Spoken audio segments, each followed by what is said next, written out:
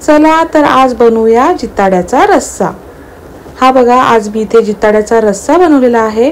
तर आज मी तुम्हाला आमच्या आगरी पद्धतीत जिताड्याचा रस्सा कसा बनवतात हे दाखवणार आहे। चला तर त्याची कृती बघून घेऊया। हा बघा, आमच्या मार्केटमध्ये विकायला आलेला आहे जिताडा। तर मी ताईंकडून जिताडा घेतलेला आहे। हा स्वच्छ धुवून घ्यायचा आहे। इथे गॅसवर मी ठेवलेला आहे भांड, त्यात घालायचं आहे तेल। मी 2 चमचे इतके तेल घातलेले आहे। तेल छान गरम झालं की त्याच्यामध्ये घालायचं आहे आलं, लसूण, मिरची, कोथिंबीरची पेस्ट। ही पेस्ट आपल्याला तेलावर छान अशी परतवून घ्यायची आहे। 1 ते 1.5 मिनिटांनी पेस्ट ही छान परतली जाते। आता याच्यामध्ये घालायचा आहे टोमॅटो। तर इथे मी एक मीडियम साइजचा टोमॅटो बारीक चिरून घेतलेला आहे, तो याच्यामध्ये घातलेला आहे। आता हाही आपल्याला तेलावर छान असा परतवून घ्यायचा आहे। टोमॅटो छान आपल्याला शिजू द्यायचा आहे।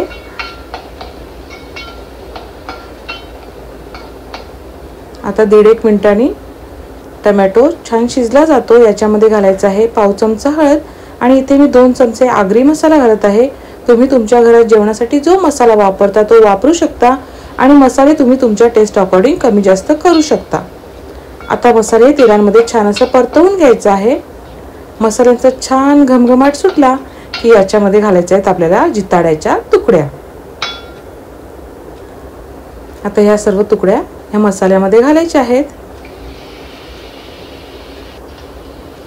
आता या तुकड्या आपल्याला मसाल्यामध्ये छान अशा मिक्स करून घ्यायच्या आहेत।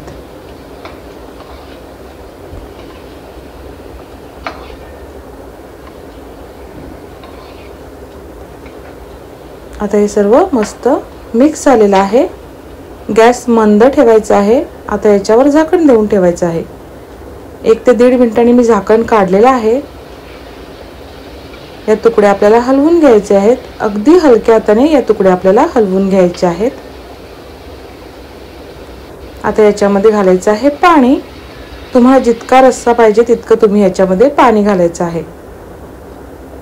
पुन्हा थोडं ढवळून घ्यायचं। आता फ्लेम हाईट करायची आहे।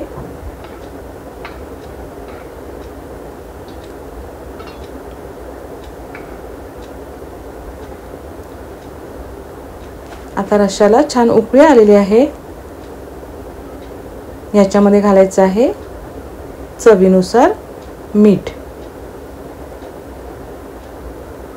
आणि याच्यामध्ये मी कोकम घालत आहे। तुम्हाला चिंच हवी असेल तर चिंच घाला। आजचा हा जो रस्सा आहे तो मी अगदी साध्या पद्धतीत करत आहे, म्हणजे खोबऱ्याचे वाटण वगैरे घालत नाही। कधी कधी मी रश्श्यामध्ये खोबऱ्याचं वाटण घालते, ते माझ्या मूडवर असतं, कधी नाही घालत। आजच्या रश्श्यात मी खोबऱ्याचं वाटण नाही घातलं। एकदम साध्या पद्धतीचा आजचा मी हा रस्सा बनवत आहे।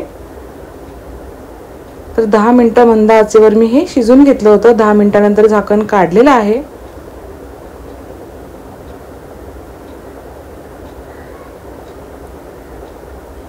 तुम्ही बघू शकता आपला मस्त असा रस्सा तयार झालेला आहे।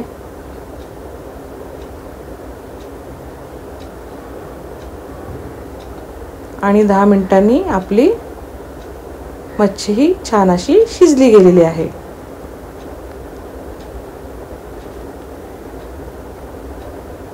तर असा आपला जिताड्याचा रस्सा तयार झालेला आहे।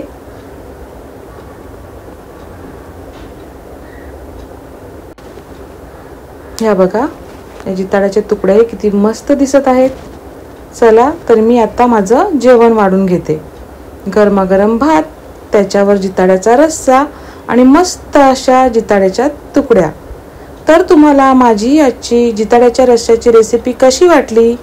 जर तुम्हाला माझी आजची रेसिपी आवडली असेल तर माझ्या व्हिडिओला लाईक करा, शेअर करा आणि अजूनपर्यंत जर तुम्ही माझ्या चॅनलला सबस्क्राईब केलं नसेल तर असेच नवनवीन व्हिडिओ बघण्यासाठी माझ्या चॅनलला सबस्क्राईब करायला विसरू नका।